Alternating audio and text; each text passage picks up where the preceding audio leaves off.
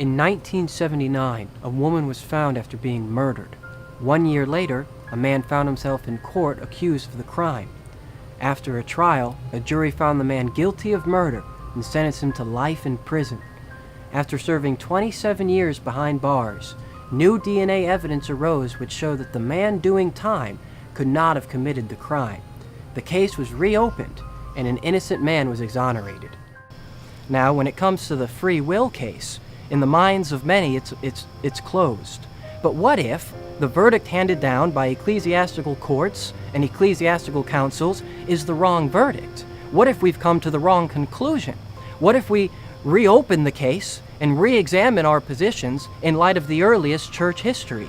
Now, when it comes to the free will controversy, most people think of Calvinism versus Arminianism. Those who are more knowledgeable of history think of Augustinianism versus Pelagianism. But very few people go beyond Augustine and look at the early church versus Gnosticism.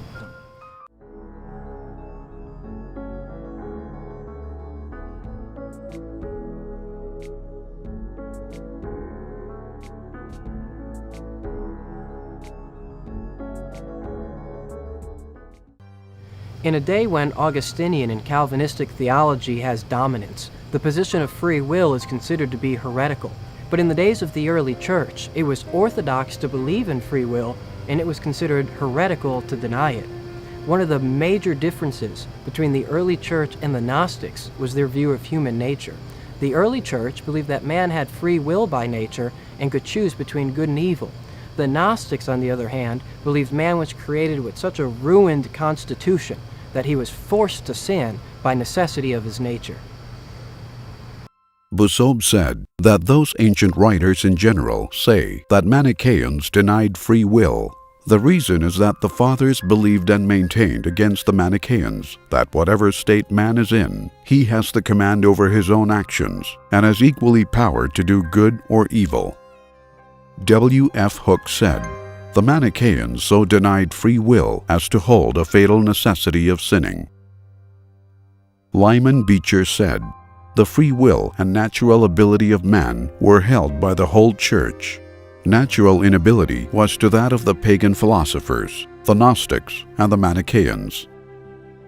In the days of early Christianity, there were many Gnostic sects that denied the freedom of man's will. One of them was Marcionism, started by Marcion. But one of the greatest competitors to the early church was Manichaeanism, started by Mani, also known as Manes, who was a Persian philosopher. In the Acta Archelae, also known as the Disputation with Manes, the early church debated the founder of Manichaeanism. The early church chose Archelaus, who was a bishop in the early church, to represent their position, which was that God created us with free will. Mani, on the other hand, who was the founder of Manichaeanism, took the position that man's nature was so corrupt and so ruined that free will was not part of our constitution. At the end of the debate, the judges ruled in favor of Archelaus and stated that man does in fact have a free will, and ruled against Mani's position that our nature was so depraved and corrupted that liberty was not part of our constitution. Archelaus said, "All the creatures that God made, he made very good, and he gave to every individual the sense of free will, by which standard he also instituted the law of judgment. Our will is constituted to choose either to sin or not to sin, and certainly whoever will may keep the commandments. Whoever despises them and turns aside to what is contrary to them shall yet without doubt have to face this law of judgment." The judges responded, "There can be no doubt that every individual, in using his own proper power of will, may shape his course in whatever direction he pleases." The debate between Archelaus and Mani was at the core of the debate between the early church and Gnosticism. The church actually feared that Gnostic doctrine would infiltrate the church, and therefore this debate was of extreme importance. Gnostic doctrine was so dangerous, even in the times of the apostles, that the apostle John took up his pen against it in his epistles. 1 John says, "They went out from us, but they were not of us. For if they had been of us, they would have no doubt continued with us, but they went out that they might be made manifest that they're not of us all." He also goes on to say, "And every spirit that confesses not that Jesus Christ is come in the flesh is not of God. and that the Spirit is an antichrist, whereof you have heard it is now should come, and even now already is in the world. He went on to say in 2 John, "For many deceivers are entered into the world, who confess not that Jesus Christ is come in the flesh. This is a deceiver and an antichrist." The Gnostics were teaching that the flesh was in and of itself sinful, which is why they denied that Jesus Christ came in the flesh, and why the Bible called them deceivers and antichrists. In Gnosticism, sin was a substance of the body which is inherited at conception. But in the early church, sin was a choice of the will, which is originated by the individual. Now, the Bible actually came against this Gnostic view that sin was a substance of the body. But the Bible endorses the early church. For example, in Philippians 4:3, we read this, "And I entreat thee also, true yokefellow, help those women which labored with me in the gospel, with Clement also, and the others my fellow laborers, whose names are in the book of life." In Philippians, Paul mentioned his fellow laborers in the gospel, whose names were written in the book of life, and he specifically names Clement. Now, history knows this man, who was Paul's companion and was even endorsed by the scriptures themselves, as Clement of Rome. Clement of Rome taught the doctrine of free will. Clement said that free will was given because he who is good by his own choice is really good, but he who is made good by another under necessity is not really good, because he is not what he is by his own choice. Clement said, "It is therefore in the power of every one, since man has been made possessed of free will, whether he shall hear us to life, or the demons to destruction." Clement said, "For no other reason does God punish the sinner, either in the present or in the future world, except because he knows that the sinner was able to conquer, but neglected to gain the victory." Ignatius was another figure in the early church. He was a disciple of the Apostle John and was martyred in the Roman Colosseum. He was actually eaten by lions. In contradiction to Gnosticism, Ignatius said that men were sinners not by nature, but by free will. Ignatius said, "If anyone is truly religious, he is a man of God. But if he is irreligious, he is a man of the devil, made such not by nature, but by his own choice." Ignatius said, "And there is set before us life upon our observance of God's precepts, but death as the result of disobedience. And everyone, according to the choice he makes, shall go to his own place. Let us flee from death and make choice of life." The Apostle John also had a disciple named Polycarp. Polycarp was a personal friend of Ignatius and was also martyred in the Roman Colosseum. Polycarp had a faithful disciple named Irenaeus, and Irenaeus was also a teacher of free will. Irenaeus said, "Men are possessed with free will and endowed with the faculty of making a choice. It is not true, therefore, that some are by nature good and others bad." Irenaeus said, "Man is endowed with the faculty of distinguishing good and evil, so that without compulsion he has the power by his own will and choice to perform God's commandments." Irenaeus said, "Man is possessed of free will from the beginning, and God is possessed of free will in whom likeness man was created." Irenaeus said, "This expression, 'How often would I have gathered thy children together, and thou wouldst not,' set forth the ancient law of human liberty, because God made man a free agent from the beginning, possessing his own soul to obey the behests of God voluntarily, and not by the compulsion of God." Justin Martyr was an early evangelist and apologist in the early church. He labored tirelessly for Christianity until he too was martyred in Rome. Justin taught that free will was an essential Christian doctrine. "We have learned from the prophets, and we hold it to be true, that punishment, chastisement, and rewards are rendered according to the merit of each man's actions. Otherwise, if all things happen by fate, then nothing is our own power. For if it is predestined that one man be good and another man evil, then the first is not deserving of praise, and the other to be blamed.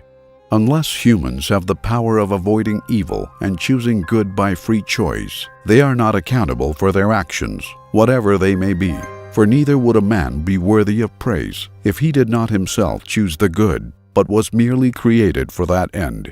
Likewise, if a man were created evil, he would not deserve punishment, since he was not evil of himself, being unable to do anything else than what he was made for. Tertullian was another leader in the early church. He was an apologist who was known for his prolific writings. He was in perfect agreement with the early church on his teachings on free will. Tertullian said, "No reward can be justly bestowed. No punishment can be justly inflicted upon him who is good or bad by necessity, and not by his own choice." Tertullian said, "You will find that when he sets before man good and evil, life and death, that the entire course of discipline is arranged in precepts by God's calling men from sin, and threatening and exhorting them, and this on no other ground than that man is free with a will, either for obedience or resistance." Methodius was another figure in the early church. He was actually a Christian martyr who lived in the end of the 3rd century. He wrote repeatedly on the topic of free will. Methodius said, "Those pagans who decide that man does not have free will, but say that he is governed by the unavoidable necessities of fate, are guilty of impiety toward God himself, making him out to be the cause and author of human evils." Methodius said, "The divine being is not by nature implicated in evils. Therefore, our birth is not the cause of these things." He went on to say that men are possessing free will and not by nature evil. Methodius said, "There is nothing evil by nature, but it is by use that evil things become such. So I say," says he, "that man was made with free will, not as if there were already evil in existence, which he had the power of choosing if he wished, but on account of his capacity of obeying or disobeying God. For this was the meaning of the gift of free will, and this alone is evil, namely disobedience." Methodius said, "God did not make evil, nor is he at all in any way the author of evil, but whatever failed to keep the law, which he in all justice ordained, after being made by him with a faculty of free will, for the purpose of guarding and keeping it, is called evil. Now it is the gravest fault to disobey God by overstepping the bounds of that righteousness which is consistent with free will." Eusebius was a bishop in the early church.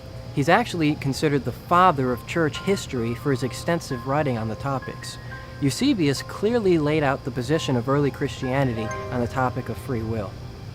"The Creator of all things has impressed a natural law upon the soul of every man as an assistant and ally in his conduct, pointing out to him the right way by this law, but by the free liberty with which he is endowed, making the choice of what is best worthy of praise and acceptance, because he has acted rightly, not by force, but from his own free will, when he had it in his power to act otherwise, as again, making him who chooses what is worst, deserving of blame and punishment, as having by his own motion neglected the natural law, and becoming the origin and fountain of wickedness, and misusing himself, not from any extraneous necessity, but from free will and judgment. The fault is in him who chooses not in God, for God has not made nature or the substance of the soul bad. For he who is good can make nothing but what is good. Everything is good which is according to nature. Every rational soul has naturally a good free will, formed for the choice of what is good. But when a man acts wrongly, nature is not to be blamed. For what is wrong takes place not according to nature, but contrary to nature, it being the work of choice and not of nature. The devil in his oracles hangs all things upon fate, and taking away that which is in our power, and arises from self-motion of free will, brings this also into bondage to necessity. The early church, before Augustine, taught that free will was a faculty of our God-given nature, and that we abuse that faculty when we choose to sin. They said that all men are of the same nature, in the sense that free will was in the faculties of all men. Irenaeus said, "Forasmuch as all men are of the same nature, having power to hold and to do that which is good, and having power again to lose it, and not to do what is right before men of sense, and how much more before God, some are justly accused and receive condign punishment because they refuse what is just and right." Irenaeus said, "Those who do not do it good will receive the just judgment of God, because they had not worked good when they had it in their power to do so. But if some had been made by nature bad, and others good, these latter would not be deserving of praise for being good, for they were created that way. Nor would the former be reprehensible, for that is how they were made. However, all men are of the same nature. They are all able to hold fast and do what is good. On the other hand, they have the power to cast good from them, and not to do it. Pelagius said, "In all there is free will equally by nature." Origen said, "The Scriptures emphasize the freedom of will. They condemn those who sin and approve those who do right. We are responsible for being bad and worthy of being cast outside, for it is not the nature in us that is the cause of the evil. Rather, it is the voluntary choice that works evil." Origen said, "The heretics, the Gnostics, introduced the doctrine of different natures." There are two conflicting views of human nature in the days of the early church. The early Christians believed that free will was in the nature of all men. Some men used that freedom to be good, some men used that freedom to be evil, but they viewed that the moral character of man was altogether voluntary. The Gnostics, on the other hand, believed that mankind had such ruined and corrupt natures that they were not free to choose between good and evil. They viewed the actions and behaviors of men as being necessitated and caused by their natures, and therefore they viewed the moral character of man as to be sort of involuntary, not truly their fault, but a fault in their design. The early Christians taught that it's not that men are good or evil by nature, that good men have a nature that forces them to do good, or that evil men have evil natures that force them to do evil, but that all men have the same nature and all men have free will. Some men use that free will to be good, some men use that free will to be evil. Anyone who actually takes the time to study the writings of the early church and is willing to look beyond Augustine will see that free will was the universal and orthodox position of all of the early Christians. Anyone who takes the time to study the early church and will actually look beyond Augustine will see that free will was universally the orthodox Christian doctrine. For example, John Calvin, who didn't hold to the doctrine of free will, admitted this fact. John Calvin said this, "As to the fathers, if their authority weighs with us, they have the term free will constantly in their mouths." He also said, "The Greek fathers above others have taught the power of the human will, and they have not been ashamed to make use of a much more arrogant expression, calling man free agent or self-manager, just as if man had the power to govern himself." Calvin also recognized that the Latin fathers have always retained the word free will as if man yet stood upright. Episcopius said, "What is plainer than that the ancient divines, for 300 years after Christ, those at least who flourished before St. Augustine, maintained the liberty of our will, or an indifference of two contrary things, free from all internal and external necessity?" Walter Arthur Coppinger said, "All the fathers are unanimous on the freedom of the human will." Lyman Beecher said, "The free will and natural ability of man were held by the whole Church." Dr. Wigger said, "All the fathers agreed with the Pelagians in attributing freedom of will to man in his present state." This last quote is extremely important because today, whenever a person believes in free will, or that man has the natural ability to obey God or not, he's almost immediately accused by Calvinists of being a heretical Pelagian. But this accusation is truly being unfair to the free will position, because all of the early church before Augustine believed that man had a free will. And this was before Pelagius even existed. The Pelagians believed in the doctrine of free will, but that doesn't mean everyone who believes in the doctrine of free will is a Pelagian. In fact, such reasoning is truly fallacious.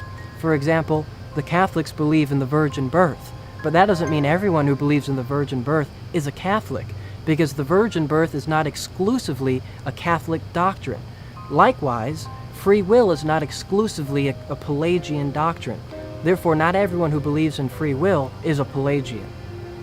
Williston Walker said that even in Pelagius' own day, Pelagius' teaching on the freedom of the human will was in agreement with many in the West and with the East generally.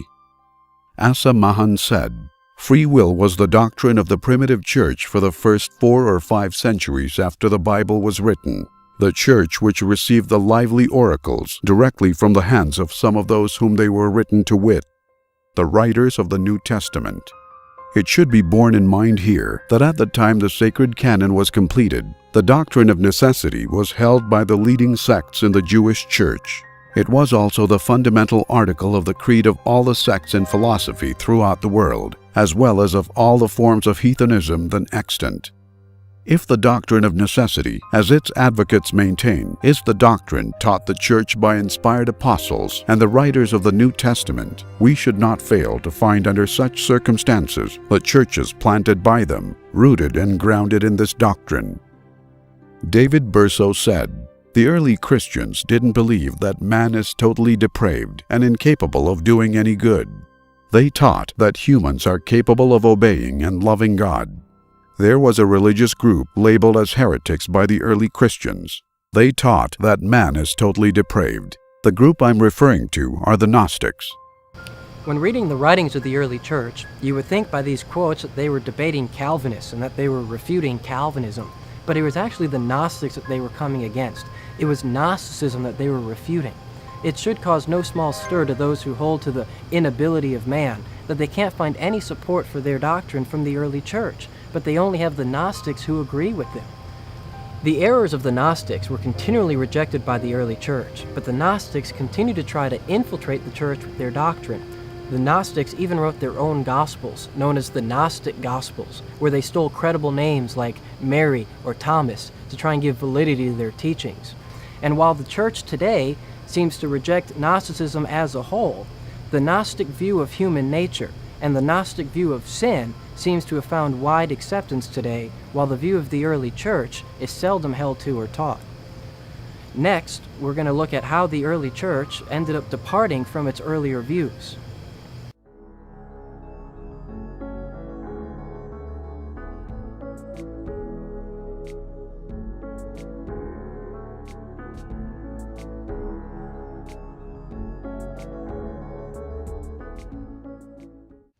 If all of the early Christians believed in free will, what went wrong?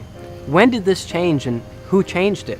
If the church was perfectly united for hundreds of years on this point, who caused this division? These are very important questions that few seem to consider, yet the answer in history is obvious enough. It was not until the 4th century that Gnostic and Manichaean doctrine began to influence the church. Augustine, after saturating himself in Gnostic philosophy for nearly a decade, was converted to the church and he was appointed as a bishop.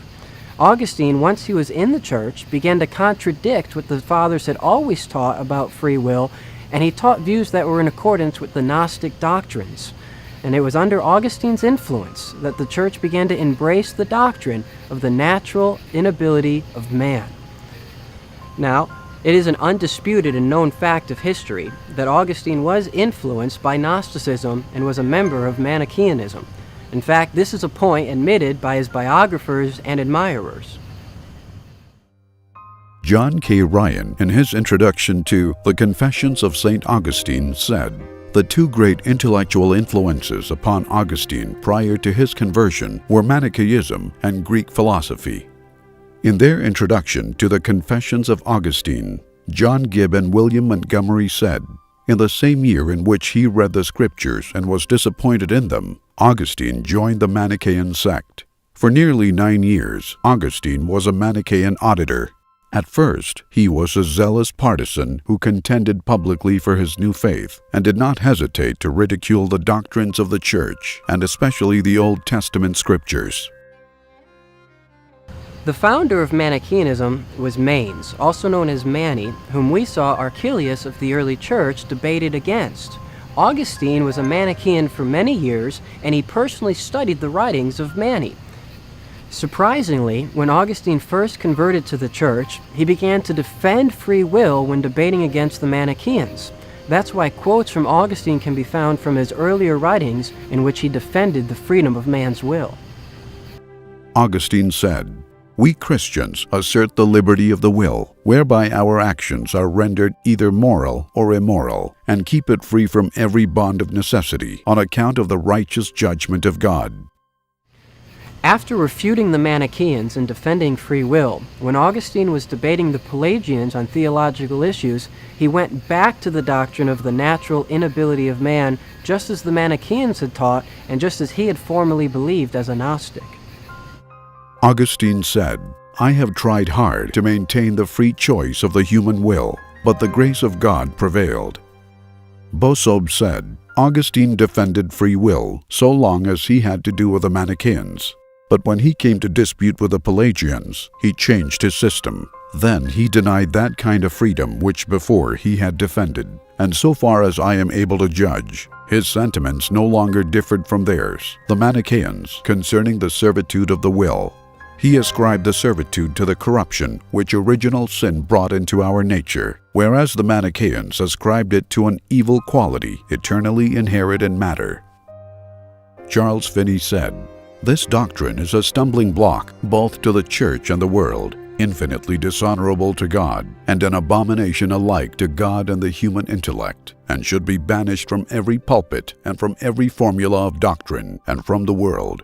It is a relic of heathen philosophy, and was foisted in among the doctrines of Christianity by Augustine, as everyone may know who will take the trouble to examine for himself." Harry Kahn said that Augustine, after studying the philosophy of Manes, the Persian philosopher, brought into the church from Manichaeism the doctrine of original sin. The corruption of our nature, or the loss of our free will, Augustine credited to the original sin of Adam. Augustine said, "Free choice of the will was present in that man who was the first to be formed. But after he sinned by that free will, we who have descended from his progeny have been plunged into necessity." Augustine said, "By Adam's transgression, the freedom of the human will has been completely lost." Augustine said, "By the greatness of the first sin, we have lost the free will to love God." Augustine said, "By subverting the rectitude in which he was created, he is followed with a punishment of not being able to do right." Augustine said, "The freedom to abstain from sin has been lost as a punishment of sin." A simple reading of Genesis, specifically the narrative of the original sin of Adam, reveals that the Bible nowhere states that free will was lost because of his sin. In fact, in all of the consequences that God declared because of their sin, the loss of their free will or that of their descendants is not mentioned or even hinted at. Rather, after the fall of Adam and Eve, God continued to speak to men as if they were free moral agents with the power of self-determination. For example, in Genesis, we read God speaking to Cain as a free moral agent. We read this, "And the Lord said unto Cain, Why art thou wroth, and why is thy countenance fallen? If thou doest well, shall thou not be accepted? And if thou doest not well, sin lies at the door, and unto thee shall be his desire, and thou shalt rule over him." There are many other scriptures in which God speaks to men after the fall of Adam as free moral agents possessing the power of self-determination. "Behold, I set before you this day a blessing and a curse. A blessing if ye obey the commandments of the Lord your God, and a curse if ye will not obey the commandments of the Lord your God." Deuteronomy chapter 11, verses 26 to 28. "Choose you this day whom ye will serve." Joshua chapter 24, verse 15. "Behold, I set before you the way of life and the way of death."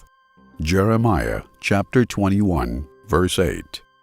"Repent and turn yourselves from all your transgressions, so iniquity shall not be your ruin. Cast away from you all your transgressions, whereby ye have transgressed, and make you a new heart and a new spirit, for why will ye die?" Ezekiel chapter 18, verses 30 to 31. "God commandeth all men everywhere to repent." Acts chapter 17, verse 30. In light of scriptures like these, many students of the Bible have recognized the fact that free will, or the power of self-determination, actually survived Adam's misuse.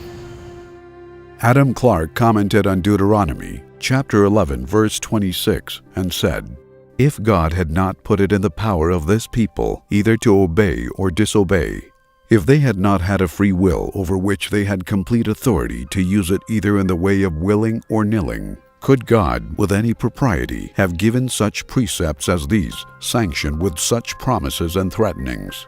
If they were not free agents, they could not be punished for disobedience, nor could they, in any sense of the word, have been rewardable for obedience."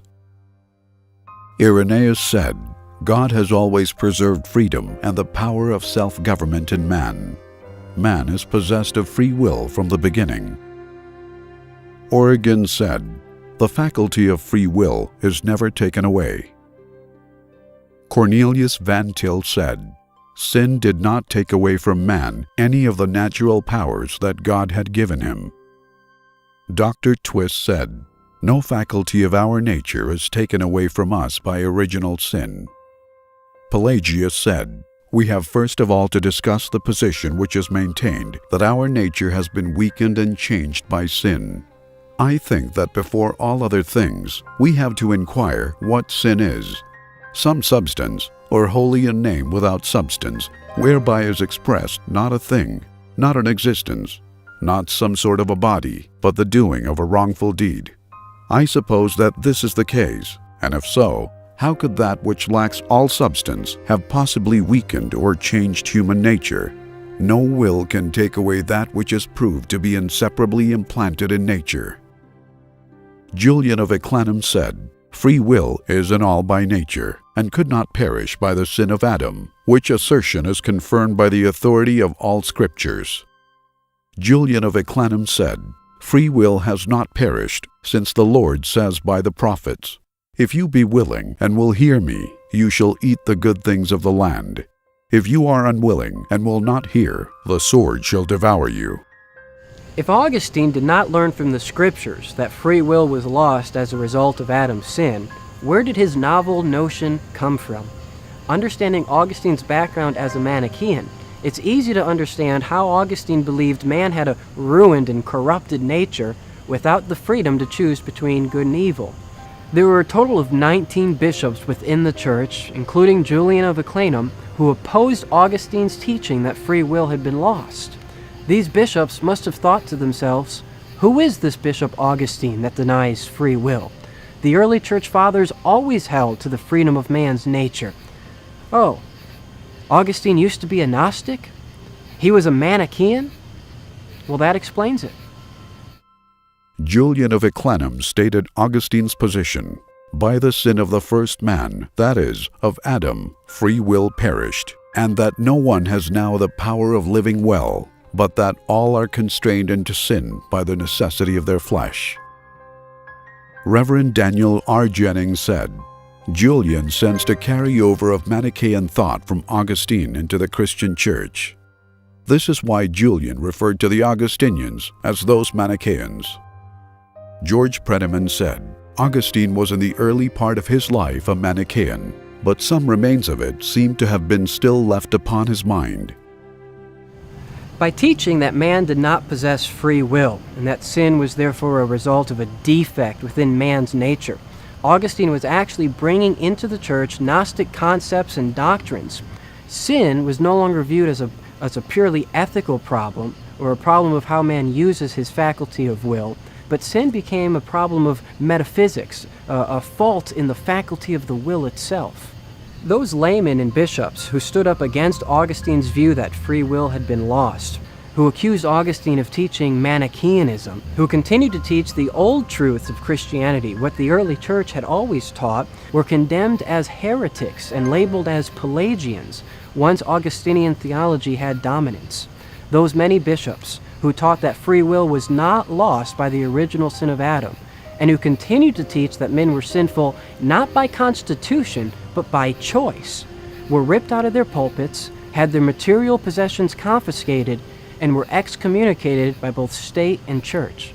The doctrine of the early church, or the doctrine of free will, was soon replaced with the Gnostic concept of a necessitated will because of a ruined, corrupted, sinful nature.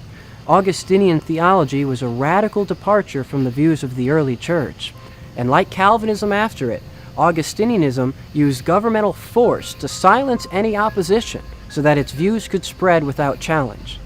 There are subtle differences and yet major similarities between Augustinianism and full-blown Gnosticism.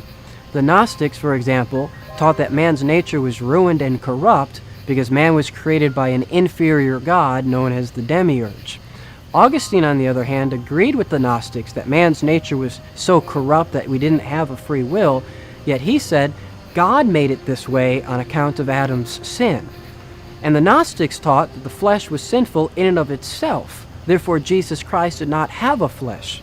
Augustine, on the other hand, taught that the flesh, because of its desires, was sinful, and that this sin is transmitted from parent to child through the sexual passions of intercourse, yet Jesus, because he was born of a virgin, was born without this hereditary sin.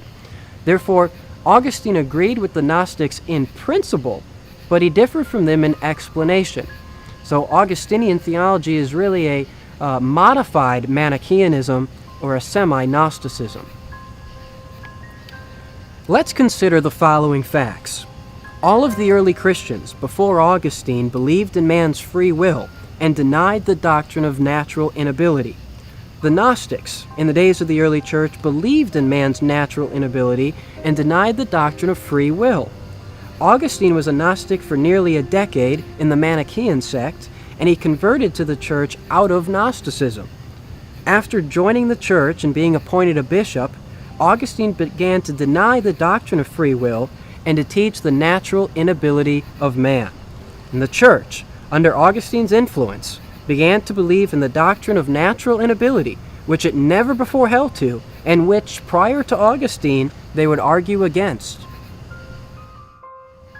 What can we conclude from these facts, except that when Augustine converted to the church out of Gnosticism, he brought with him some Gnostic doctrines. His views regarding human nature and free will was not held at all by the early Christians, but was held by the Gnostics. Clearly, Augustine departed from the views of the early Christians and remained in agreement with Gnosticism. Augustinian theology has tainted Christian doctrine, so that we have been influenced by Gnostic views. The church seems to have gone wrong at the time of Augustine, and that church history after him has been affected. So next, we're going to look at how other influential church leaders have been influenced by Augustine's teachings and continued to propagate those ideas.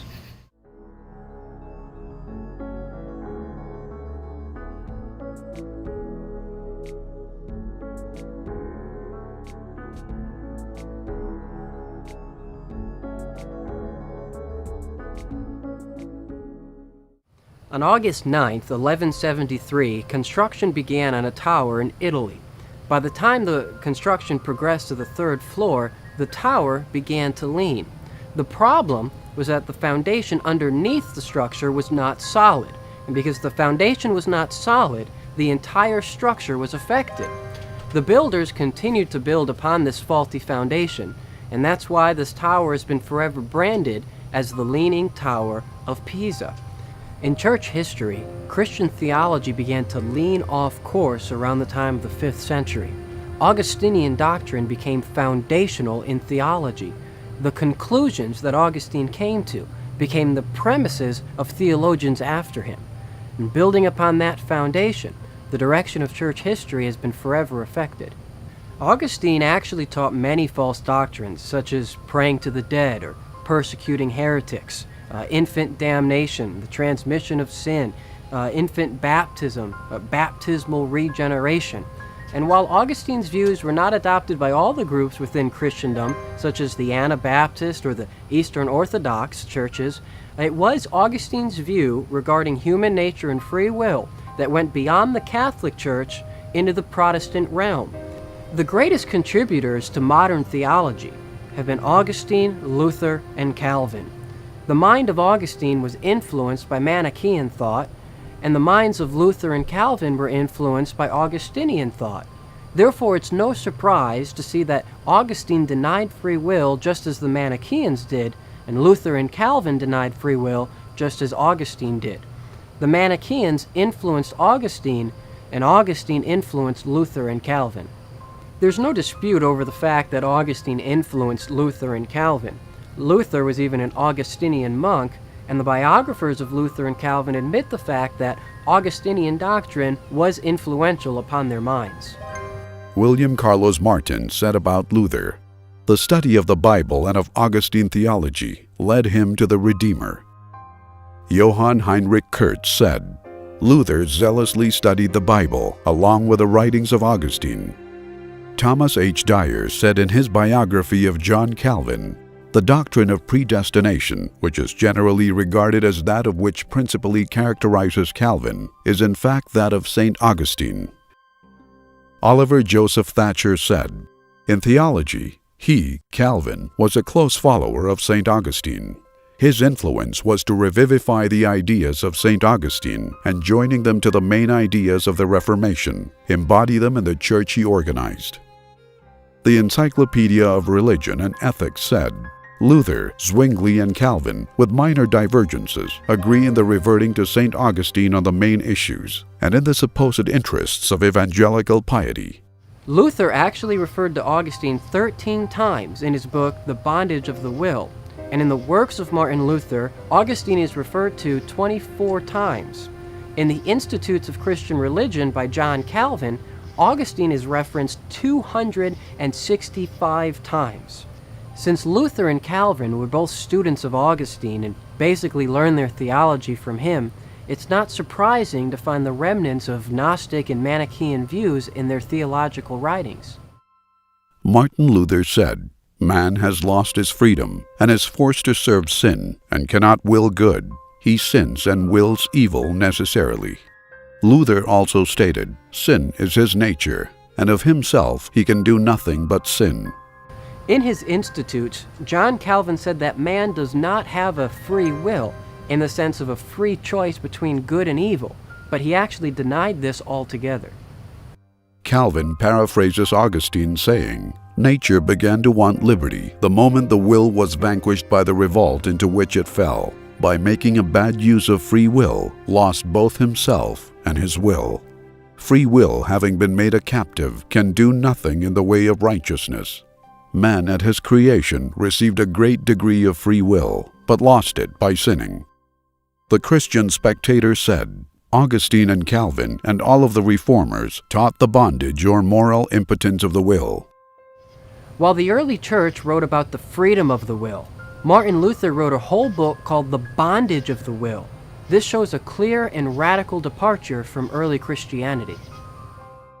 Charles Party said, in his teaching on total depravity and bondage of the will, Calvin is essentially following Augustine and Luther and not creating a so-called Calvinistic doctrine.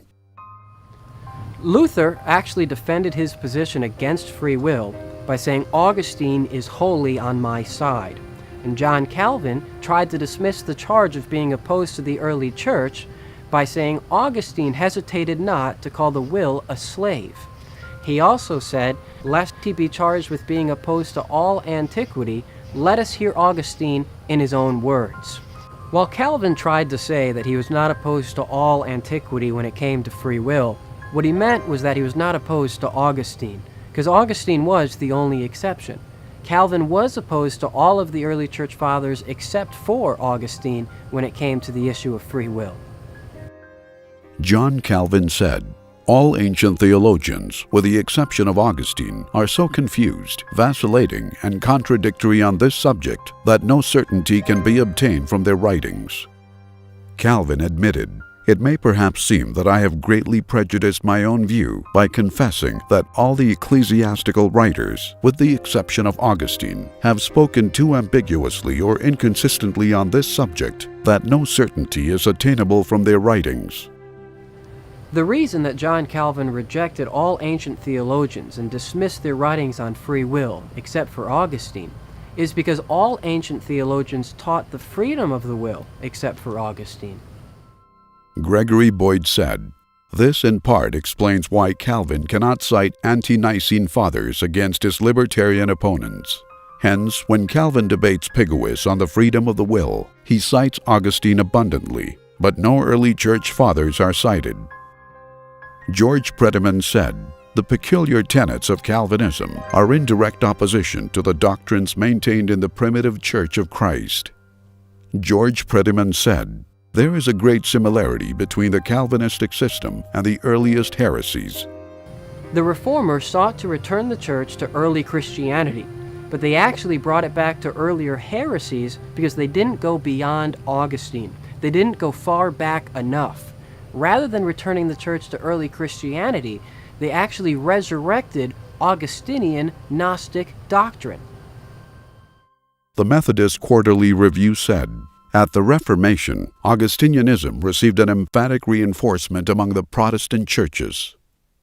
The Encyclopedia of Religion and Ethics said, "It is Augustine who gave us the Reformation." For the Reformation, inwardly considered, was just the ultimate triumph of Augustine's doctrine.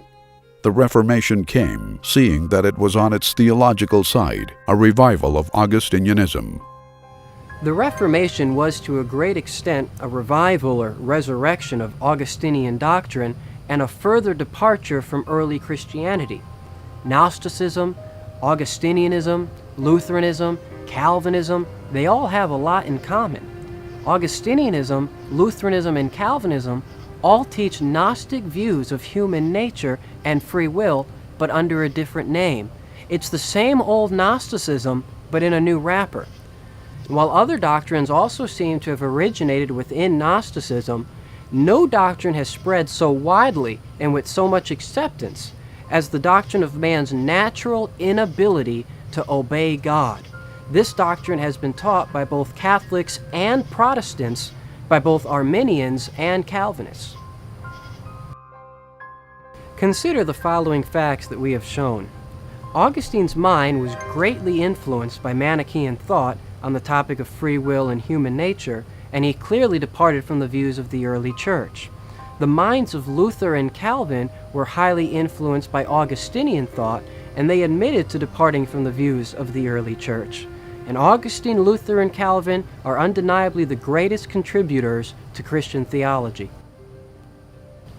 Isn't it abundantly clear that Gnosticism or Manichaeanism has come into the church and has permeated it with its views?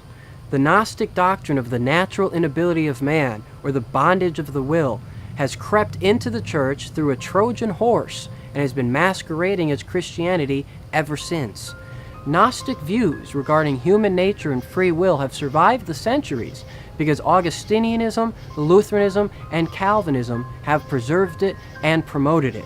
And while the doctrine of the natural inability of man has spread like a plague, finding acceptance in many churches, it's not taught in the Bible, and it's not found in the earliest writings of Christianity.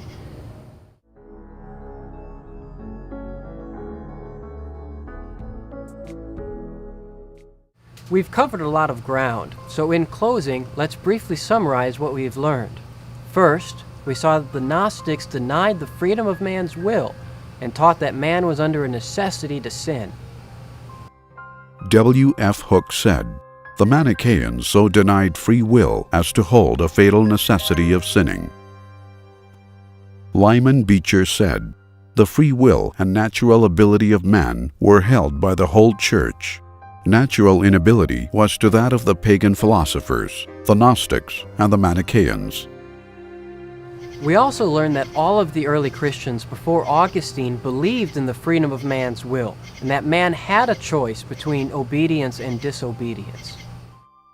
Episcopius said, "What is plainer than that the ancient divines, for 300 years after Christ, those at least who flourished before St. Augustine, maintained the liberty of our will, or an indifference of two contrary things, free from all internal and external necessity?"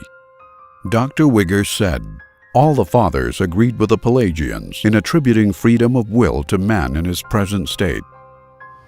We showed that Augustine was a Manichaean for 9 years and was even a member of their Gnostic sect.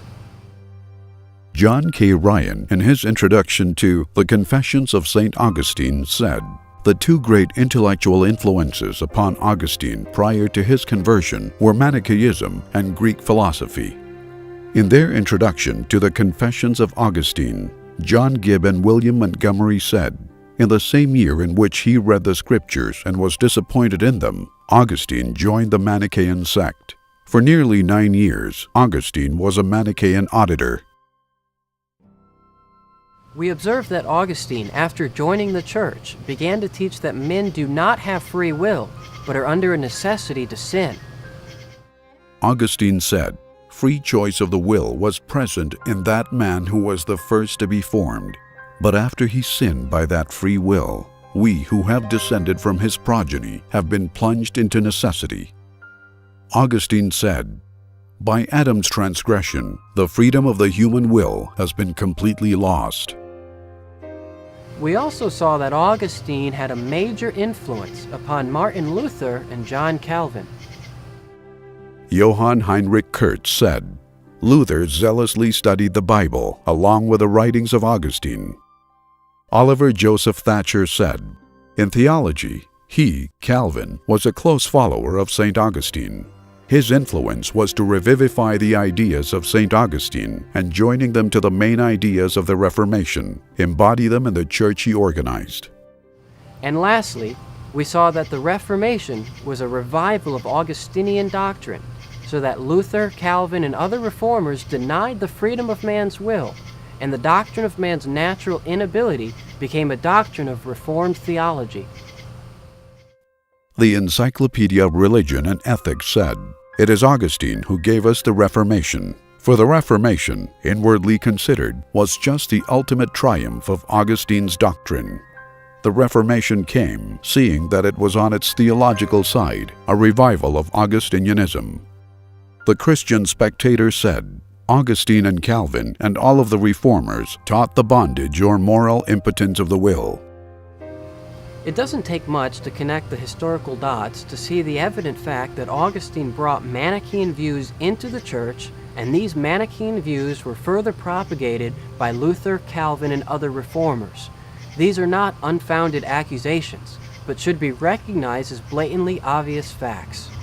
It is a historical fact that the doctrine of man's natural inability did not originate in early Christianity, but originated in Gnosticism. The early Christians did not believe in the natural inability of man, because it was not a doctrine taught to them by the apostles. The doctrine of free will is the orthodox historical doctrine of Christianity, while the doctrine of man's natural inability is historically heretical. And that's why it's time that we move beyond Augustine and return once again to the faith that was delivered unto the saints.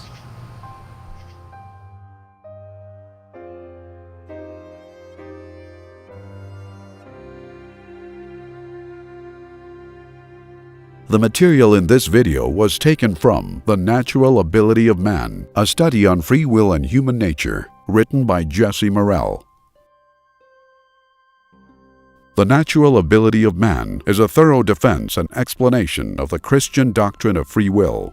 To order a copy, visit www.openairoutreach.com.